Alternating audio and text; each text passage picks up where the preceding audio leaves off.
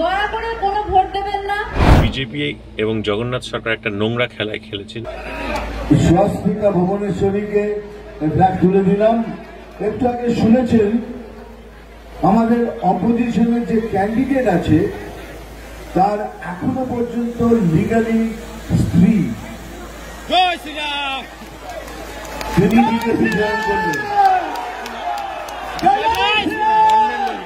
রাজনীতির বিষয়টা অনেক কঠিন, অনেক শক্ত জায়গা। সেখানে মিঠুন চক্রবর্তীর মতো একজন বিশ্ববিখ্যাত অ্যাক্টর, তার মঞ্চকে কলুষিত করা আমার মনে হয় বিজেপির কর্মীরা তো বটেই, নদিয়ার মানুষ ভালোভাবে মেনে নেবে। বিজেপি এবং জগন্নাথ সরকার একটা নোংরা খেলায় খেলেছেন এবং মিঠুন চক্রবর্তী আমাদের সকলের রেসপেক্টেড অ্যাজ অ্যান অ্যাক্টর, কিন্তু সেই জায়গায় দাঁড়িয়ে মিঠুন চক্রবর্তীর সভাতেও যখন নোংরামো হচ্ছে তখন কিন্তু নদিয়ার মানুষ এর বিরুদ্ধে চিন্তা ভাবনা করবে। গত বছর 28শে মে 2023 উনি আমাকে রেজিস্ট্রি করে বিয়ে করেছেন।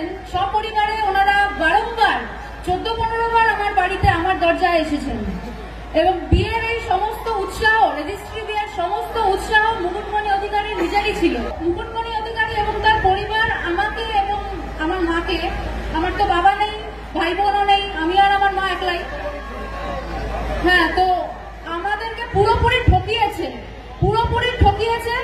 আমার এই খুবই বিনম্র অনুরোধ যে আপনারা কেউ মুকুটমণি অধিকারীকে দয়া করে কোনো ভোট দেবেন না।